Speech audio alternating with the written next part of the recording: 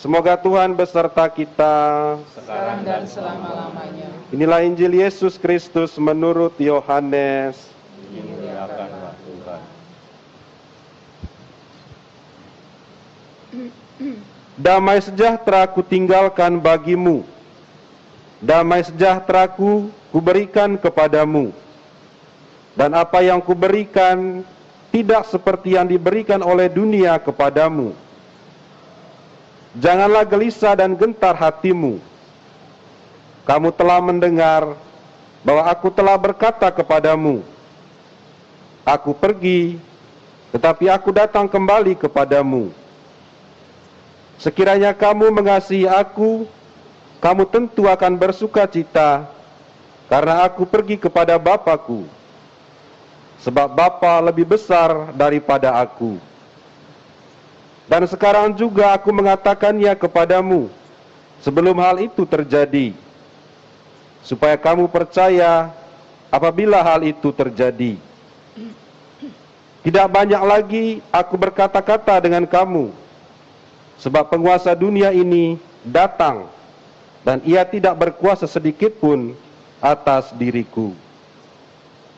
Tetapi supaya dunia tahu bahwa aku mengasihi Bapa, dan bahwa aku melakukan segala sesuatu seperti yang diperintahkan Bapa kepadaku.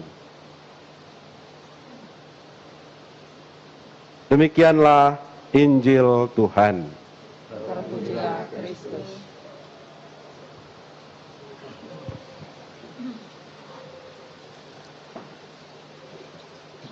Bapak, Ibu, saudara-saudari, putra-putri Maria yang saya kasihi,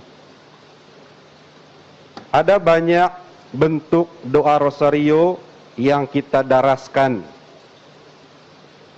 Kita bisa menyebutkannya karena saya yakin kita semua tahu dan sudah menjalankannya. Salah satunya adalah seperti yang kita jalankan malam hari ini, yaitu ibadat rosario. Sambil berdoa rosario, kita membaca dan merenungkan kitab suci. Mungkin ada yang bertanya, atau mungkin ada juga yang tidak senang, atau mungkin protes, tapi dalam hati. Mengapa harus ada kitab suci dalam doa rosario? Mengapa tidak berdoa saja? Apakah doa saja tidak cukup? Harus ditambah dengan kitab suci? Bukankah dengan adanya kitab suci, rosario itu menjadi panjang? Mungkin itu ada dalam hati kita.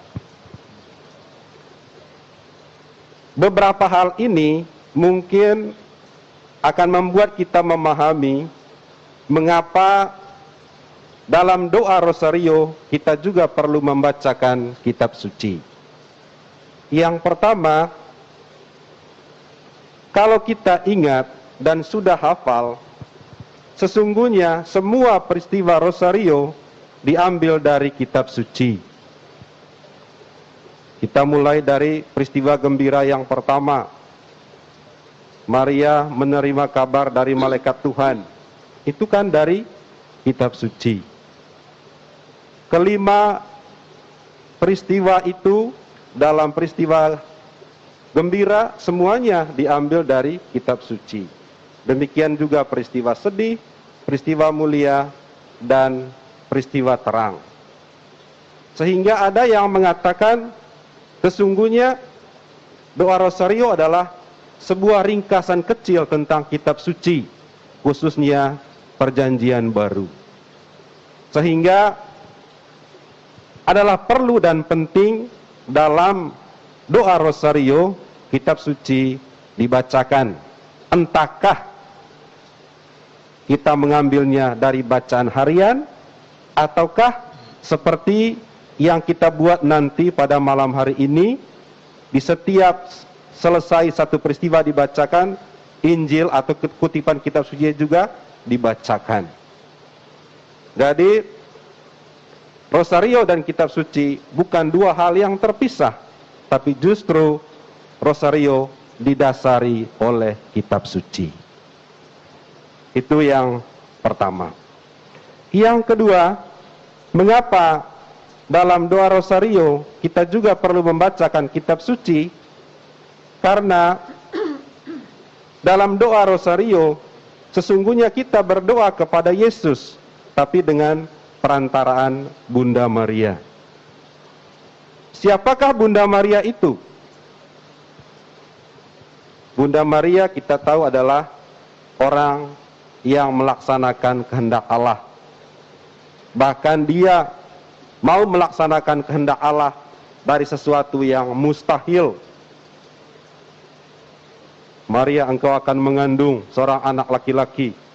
Maria mengatakan apa? Bagaimana hal itu mungkin terjadi? Saya belum bersuami. Tetapi dia begitu meyakini firman Tuhan, sehingga apapun kehendak Allah itu pada akhirnya terwujud. Apa yang mau dikatakan? Yang mau dikatakan adalah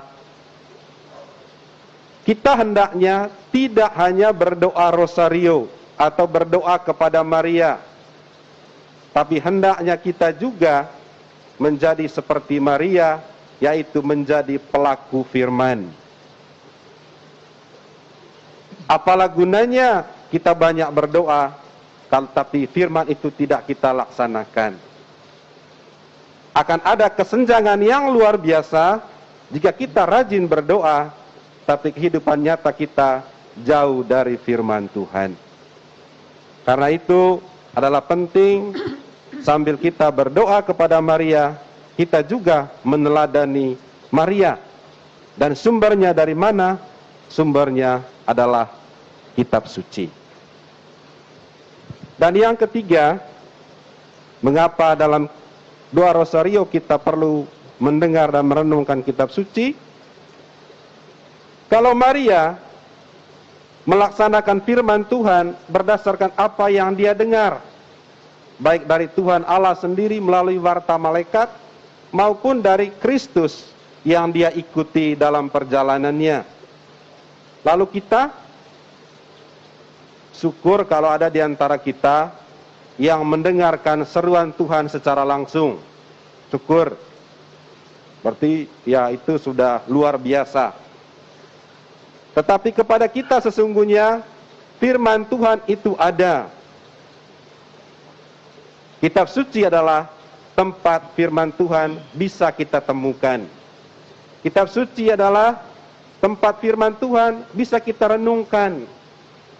Kitab suci adalah tempat firman Tuhan kita bisa mengambil pesannya untuk kita jadikan pedoman hidup kita.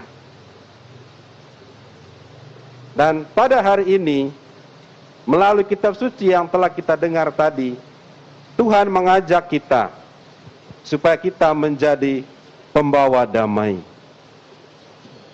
Seperti Yesus yang selalu menyampaikan dua pesannya setelah dia bangkit. Yang pertama, dia selalu mengatakan, damai sejahtera bagi kamu. Dan yang kedua, dia katakan, pergilah, beritakanlah Injil. Kepada kita pun sesungguhnya firman itu diberlakukan. Jika kita mengalami damai karena peristiwa Paskah, maka sebarkanlah damai itu kepada orang-orang yang ada di sekitar kita.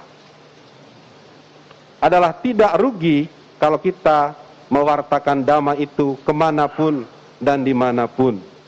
Yang rugi adalah kalau kita menyebarkan hoaks kemana-mana. Tapi kalau kita mewartakan damai, sesungguhnya kita adalah berita gembira bagi orang lain. Karena itu saudara dan saudara terkasih, sambil kita berdoa rosario, marilah terus kita membuka, membaca dan merenungkan kitab suci, serta menggali firman-Nya. Sesungguhnya kita tidak sulit untuk menemukan kitab suci apa yang perlu kita baca setiap hari ketika kita berdoa rosario.